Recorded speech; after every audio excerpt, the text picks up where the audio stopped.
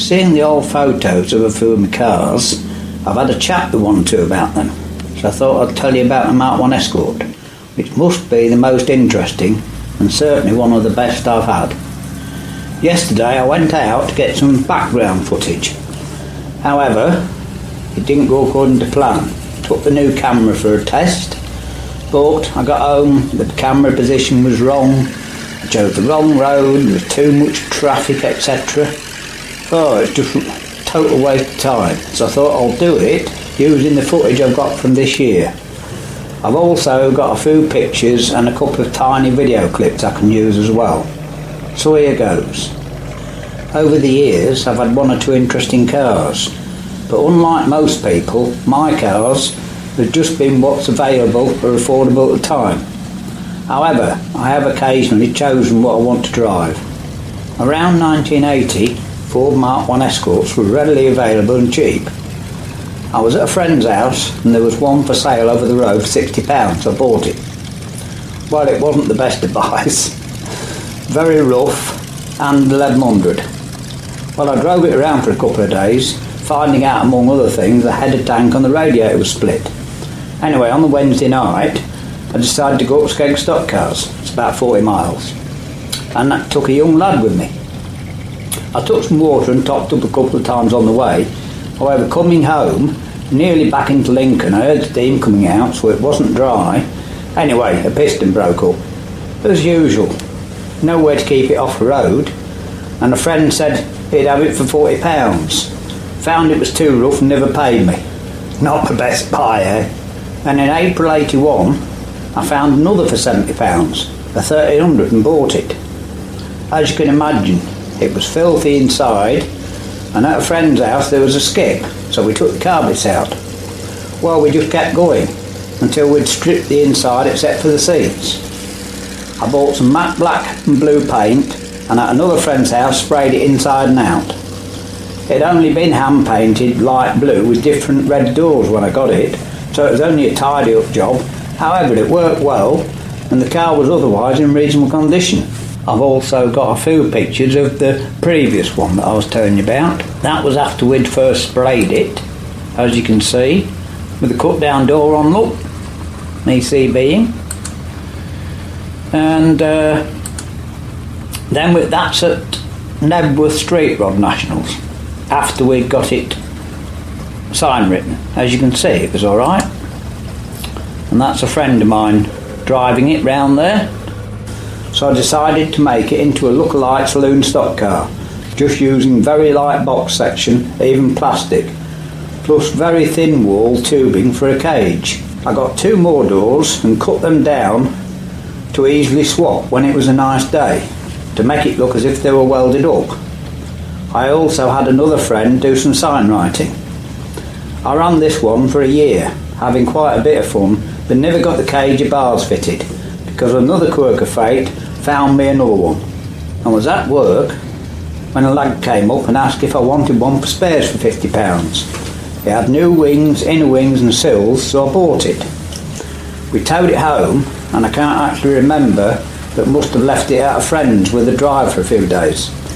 It quickly became evident that this was the one to use.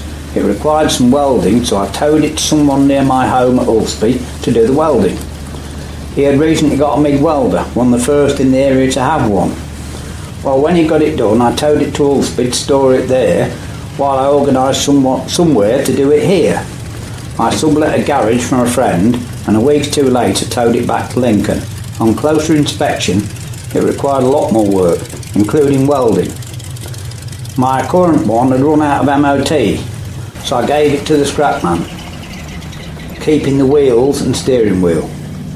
I borrowed some gas welding bottles and set about the new one.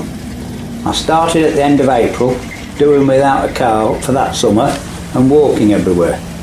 During the rebuild, I discovered several things.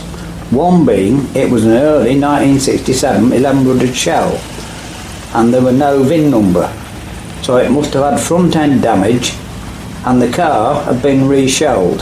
Someone had got this one, fitted a new front end, and that was as far as they got. When it was finished, I had to register it as a new car, but made of second-hand parts. The registration then started in August, and I didn't quite make the first week. I think it was the end of the second week. But I got it on the road. I have a short piece of Super 8 film of what my new car looked like.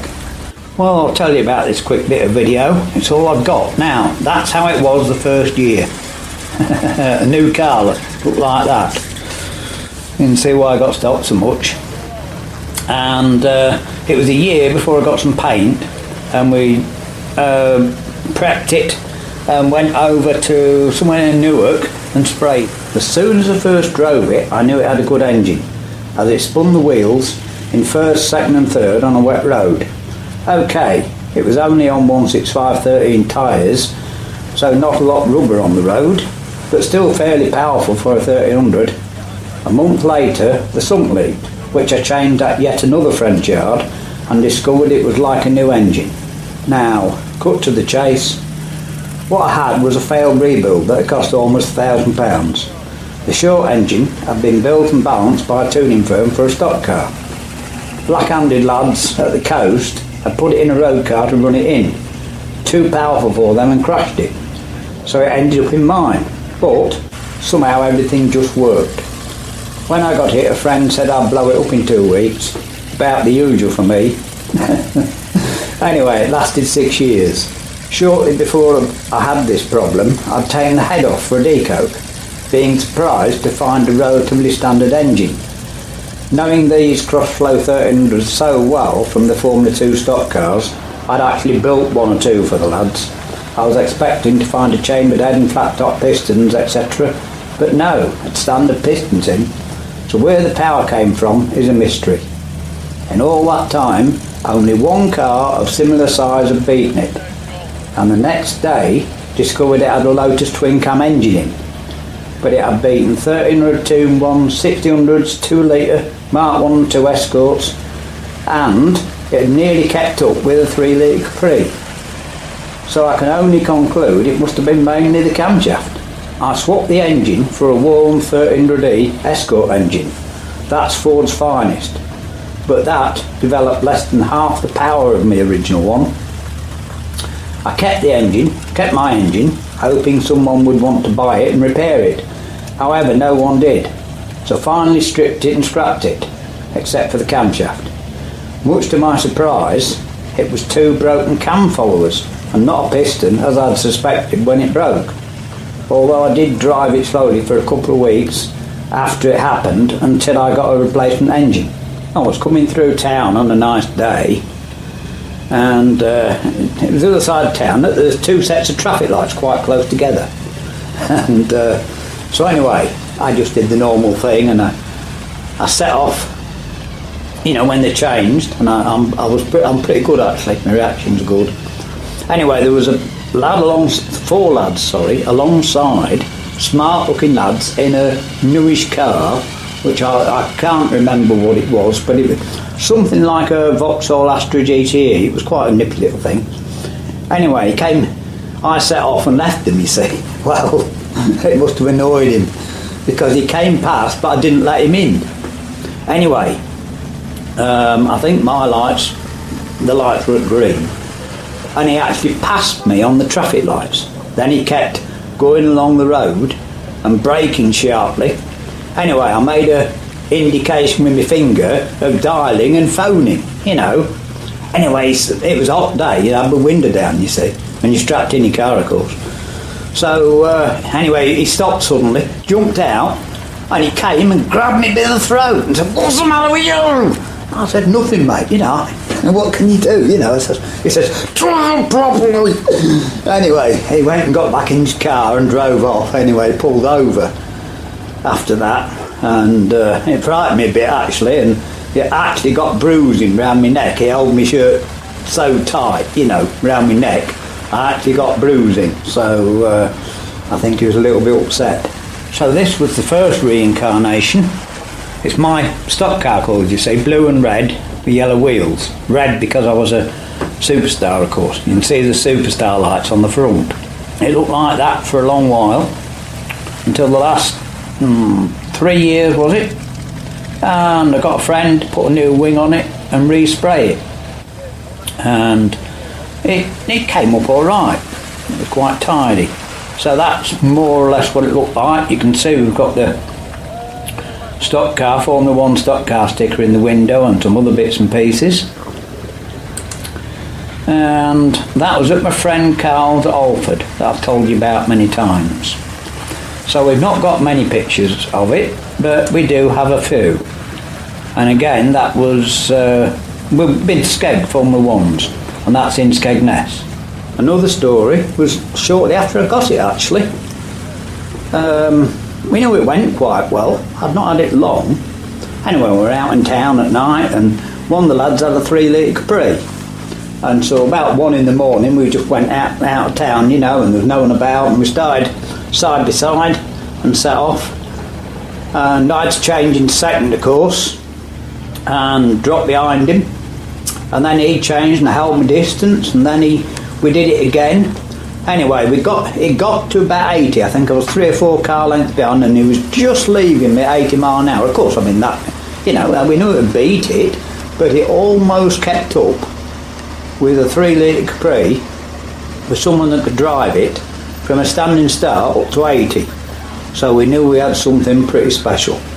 Then, of course, there was the night of the race. Now, the bypass wasn't there then, and I don't think I've got any video to show you with this, but you go out from Lincoln on the Skeg Road, and there's a place, it's called Bunkers Hill. There's a speed camera on it now, one of the best in the country as far as revenue goes, I think.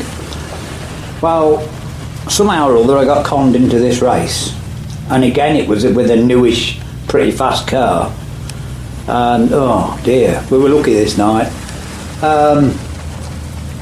Anyway, we rolled up and we agreed to meet up on Bunkers Hill. There was a yard there then, it's now a car park to a restaurant, and we agreed to go out of Lincoln up to Sudbrook, where my tractor is at the garage, and there's a cafe there, so we agreed to go up there and back again. And I mean, I was going to be whooped, right? And then someone said, well, we ought to have a bet on it. So to add insult to injury, I had to hand over £10, like, you know. So one of the lads took them. So I thought, what on earth am I going to do? Anyway, I thought, well, I better take my car to bits. So this, by the way, was bare inside like the other one. It only had 2 bucket seats in the back seating. So I opened the boot and took the spare wheel out, and I think there's some tools in and 1 or 2 more bits and pieces. And then I took the back seat out as well and laid him in the floor, and I think this lad with the car was wondering what was going on. Anyway, someone decided to flag us. As I say, again, it was late at night, hardly anyone about, like, you know. And someone decided to flag us off, and I set off, and I don't know what happened. I got there, spun round quickly in the road, and shot back again, and grabbed me 20 quid, my tenner and his, chucked the stuff back in the car, and sped off home. And I think I'd done that before he got back, so I don't know if I'd frightened him or with the bull crap or what it was, but that was one to remember. Anyway, after fitting the new engine, well, the new old engine, I drove it for another couple of years and would have kept it, but circumstances meant I had to get rid of it, and having nowhere to keep it off the road as usual, and I didn't want to end up in a scrapyard, you know, and then one of my mates come round and say, oh, I've got the back light off your car, you know. Well, it was my car, and although someone else did drive it towards the end, I was the only person. I mean, I built it, all right, it was together when I got it, but I'd built it. It was my car, and I was the only person to drive it for about 6 years. So we didn't want that to happen. So what it was, someone we'd met racing, I gave it to him. I don't know what he was going to do with it. Dumped it in his garden, keeping the wheels and steering wheel again. Anyway, hope you found this a little bit interesting. Mind, there you go. And as usual, have fun.